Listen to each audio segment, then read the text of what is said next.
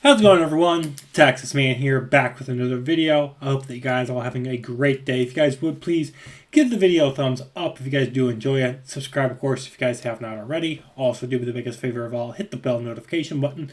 Select all for all notifications. Also, you guys can find me over on Twitch at Douglas447. I stream there on a regular basis, primarily Tuesday and Fridays.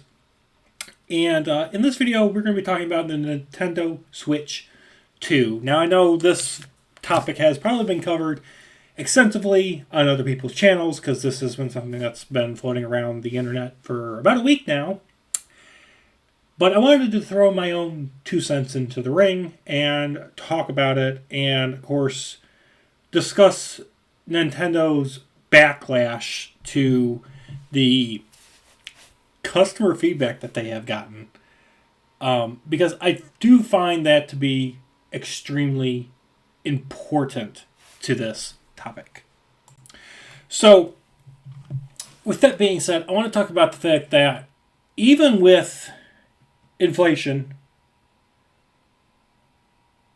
and even with tariffs, I don't think a Nintendo Switch 2,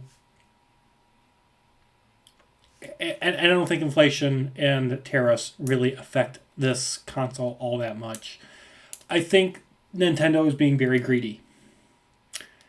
And I think a $450 console with specs and technology that is 2 generations behind Microsoft and Sony, I don't think the Nintendo Switch 2 deserves that much money from my pocket, nor yours or anybody else's.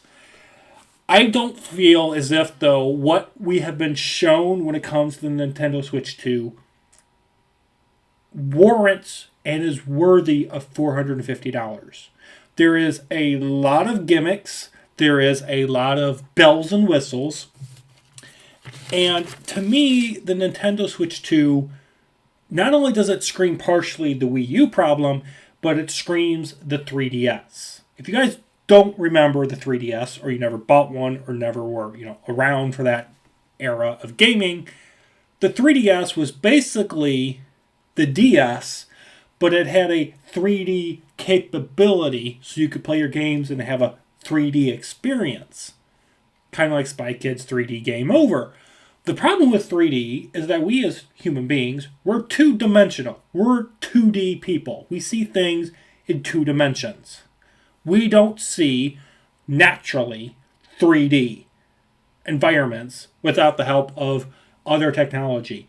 And so when the 3DS came out, a lot of people thought, oh, this is a pretty cool little gimmick and whatnot. People would try it out, but they really never fully embraced that 3D concept, which is why it kind of fell off the face of the planet.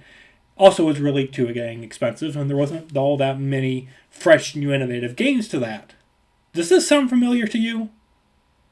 The Nintendo Switch 2 is a new version of a 3DS, okay? Except for some bells and whistles and some minor improvements that they made in the past 7 years, the Nintendo Switch 2 is really not all that different compared to the Switch 1. Now, it has, like I said, some new bells and whistles. There are some upgrades. There are some changes to the tech, okay? Things look nicer, but they don't look fantastic, okay? If a game doesn't have the ability to run at 4K, it's not going to run at 4K. A lot of the stuff on the Nintendo Switch 2 is going to be running at 1080p, which is aka Blu-ray. Okay, Blu-ray came out like 20 years ago or so. Okay, we're living in the era now where 4K is normal and 8K is the new great thing, and we've got even 10K and 12K coming. Nintendo Switch, technologically wise, is extremely inferior to an Xbox or a PlayStation. Okay, the Nintendo Switch 2, comparing that to an Xbox Series X or a PlayStation 5 is a joke. It's a joke.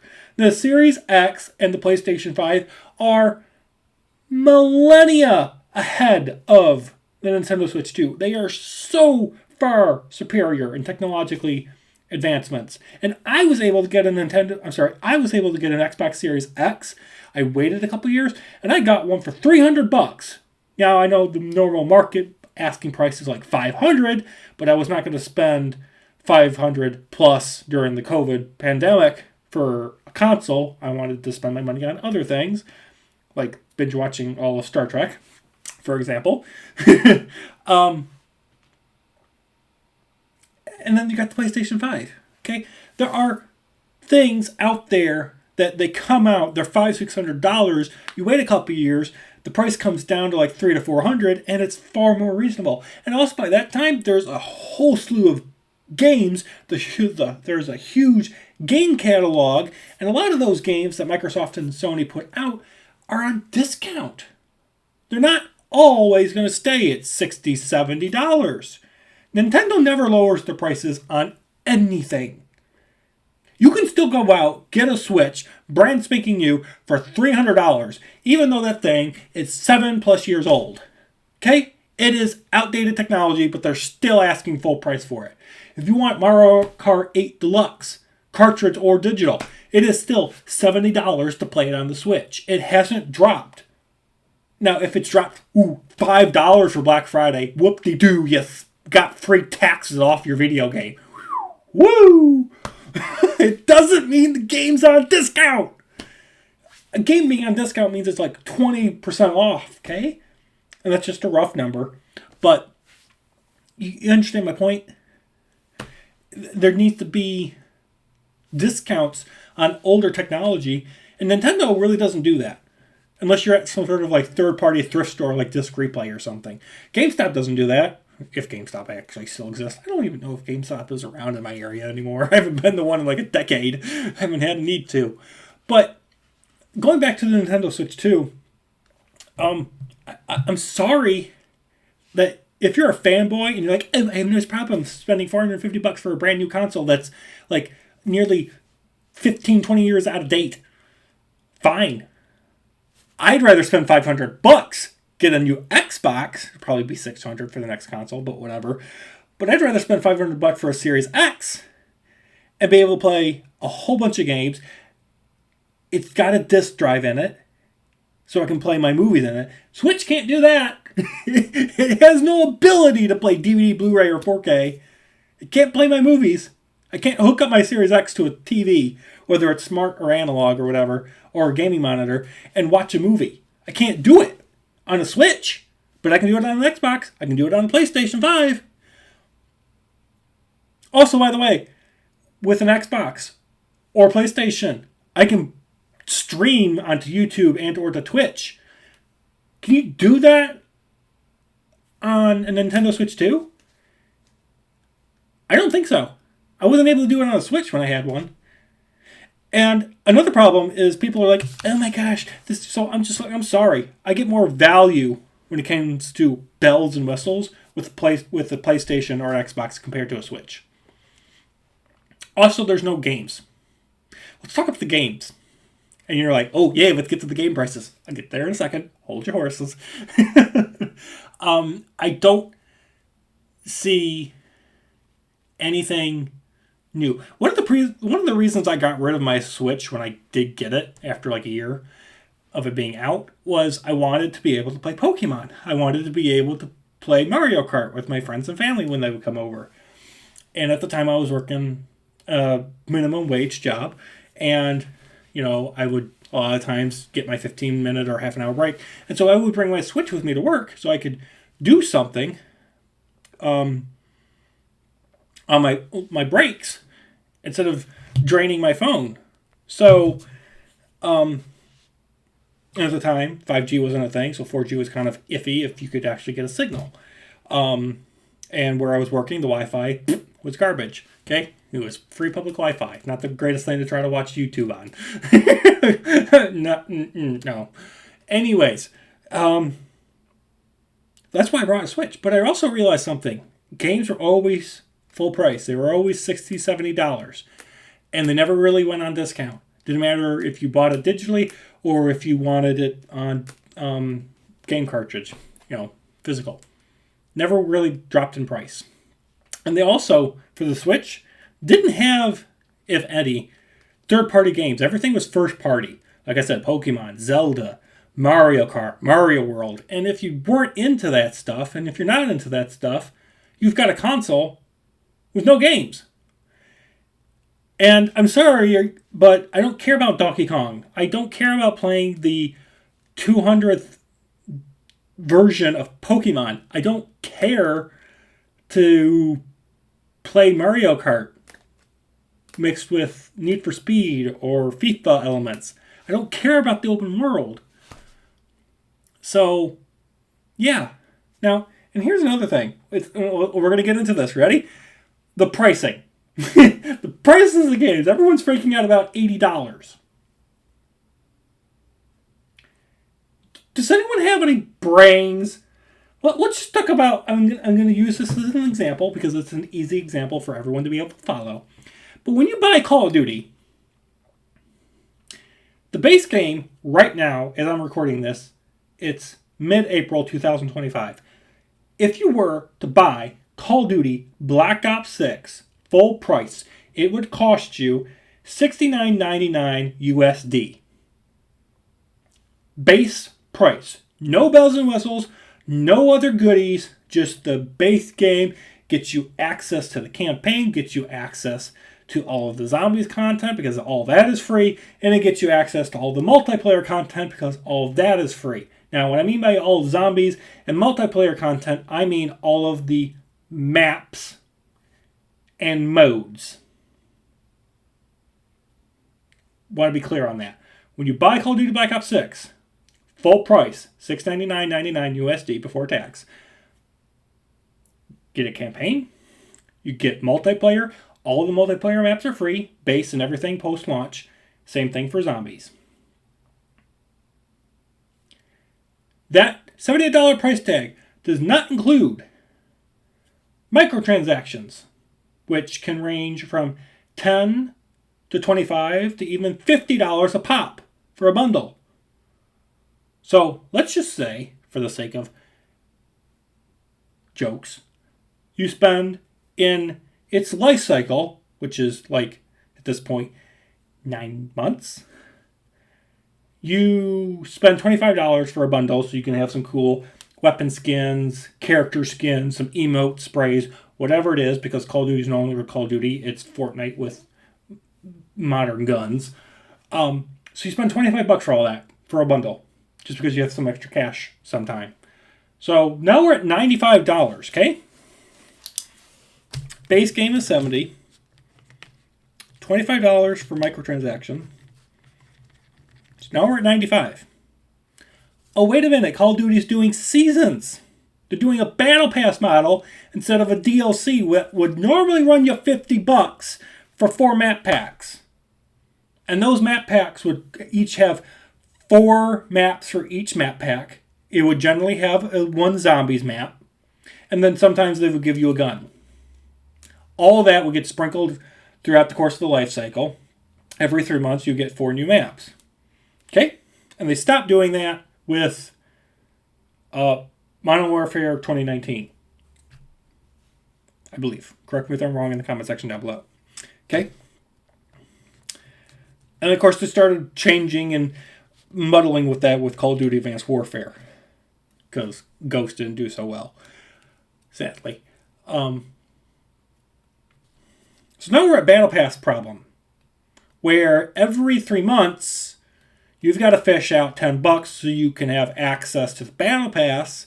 And even though the weapons in the Battle Pass are free, unless you're playing every single day and you're doing every single challenge and you're playing nonstop, like at least 4 hours a day for 3 months straight, you'll never get all those guns unlocked. You'll never get all the free stuff unlocked. So even though the Battle Pass is technically even though the Battle Pass is technically $10, so you can have the ability to unlock all that stuff, if you're short on time and you have something called a job and a life, and maybe a family, you're going to spend for that Black Cell bundle every 3 months, which is $25 for every single season.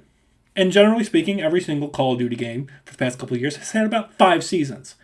So 5 times 25 is what, ladies and gentlemen? 125.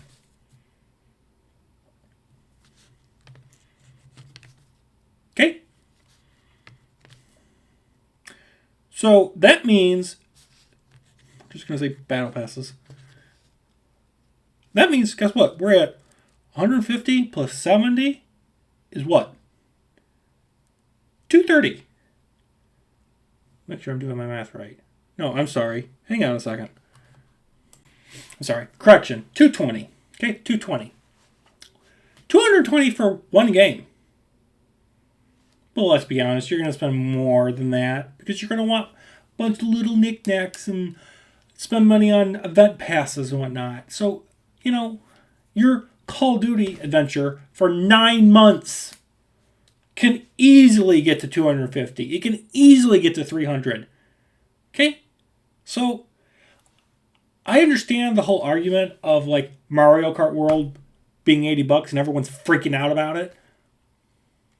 Here's the thing. I think there needs to be a point where if a game, let's say, for example, most recently that came out a while back, Starfield. If your game is some sort of massively gigantic space exploration FPS RPG, whether it's Starfield, GTA, Red Dead Redemption 2, if it's one of those huge games that takes years to develop, Elder Scrolls, Hogwarts Legacy,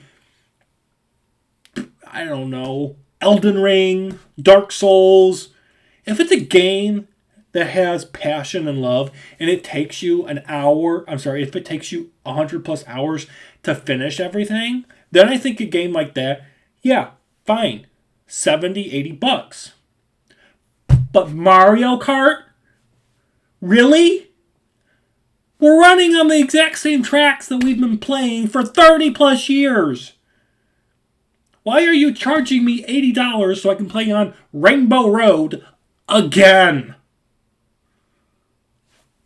And they'll say, well, it's got more tracks now. There's a bigger roster of characters to pick from. There's new ways that you can customize and build your kart. There's new power-ups. There's new this and that. The formula for Mario Kart has not changed. You pick your person, you pick your kart, or sometimes it's all mashed together in one.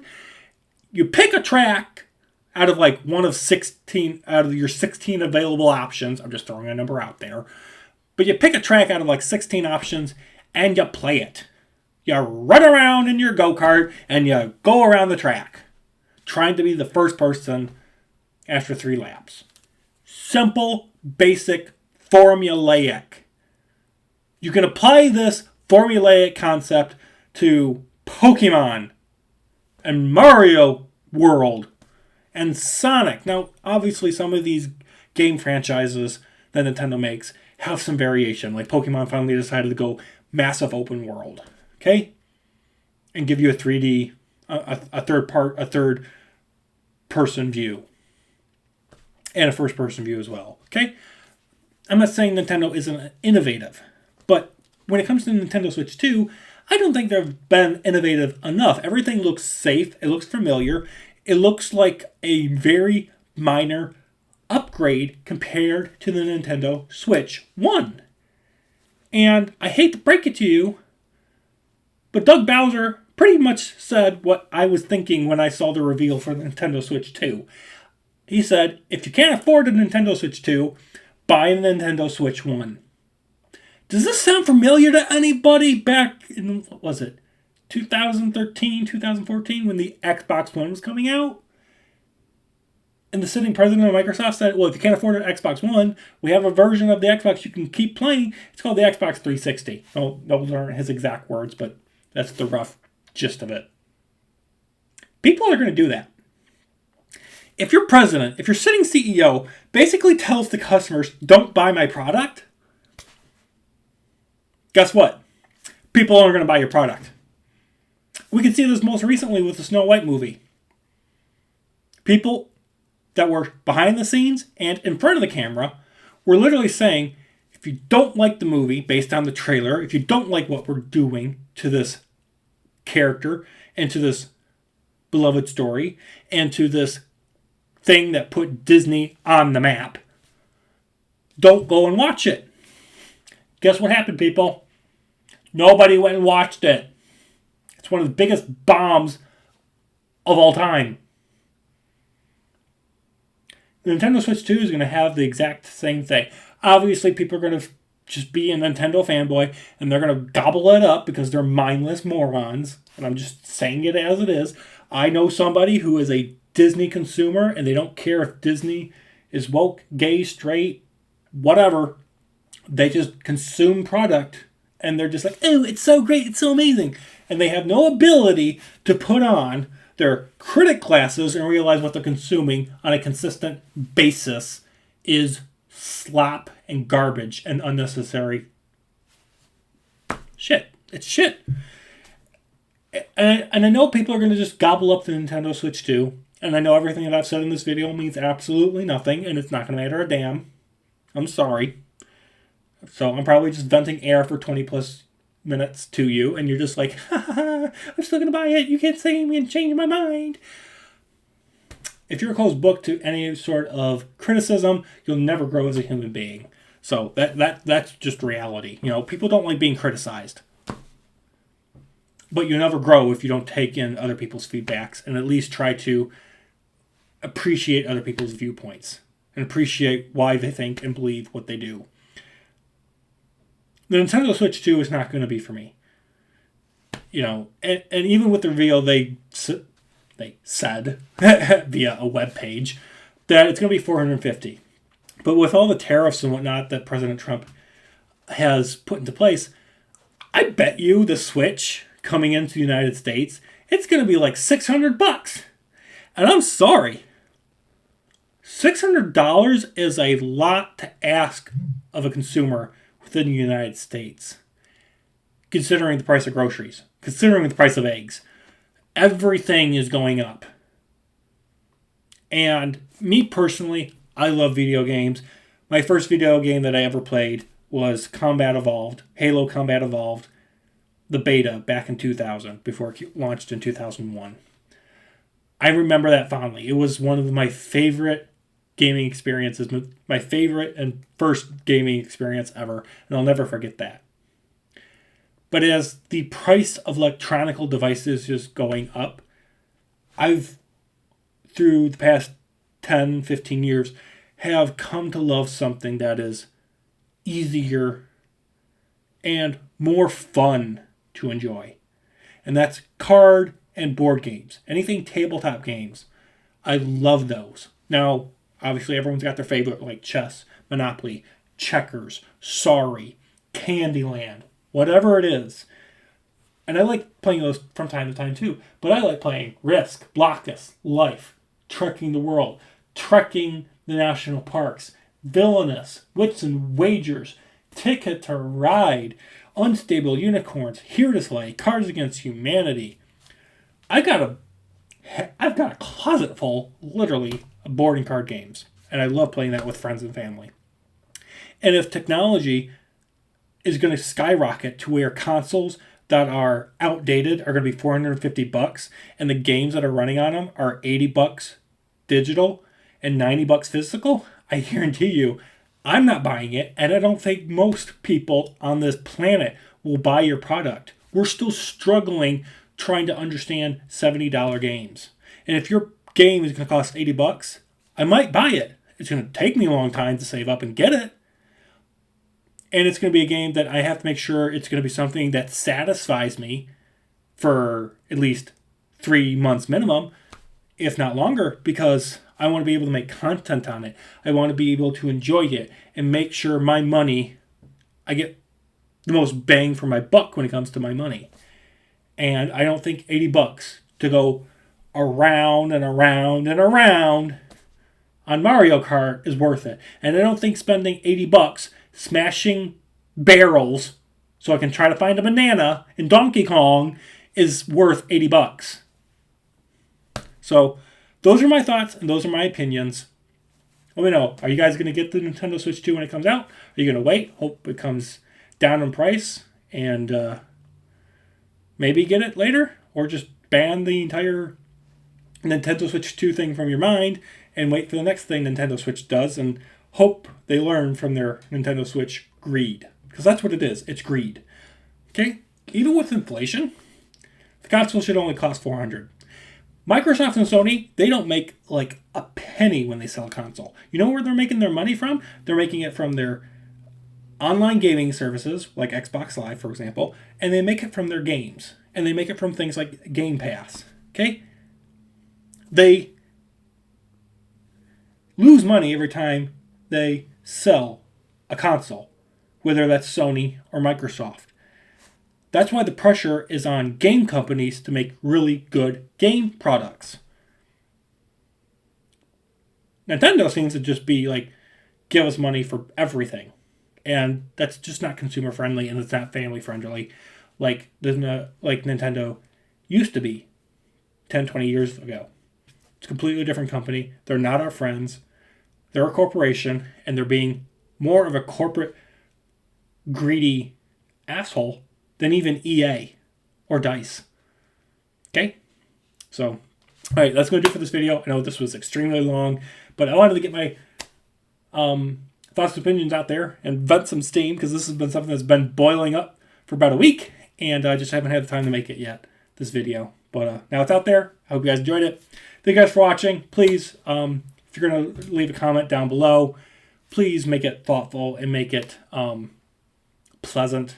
I like hearing you guys' thoughts and opinions, but please be pleasant and don't attack me on a personal level or anybody else that leaves a comment down there. Please, let's make it a pleasant conversation and not a gigantic argument center. So, thank you guys for watching again.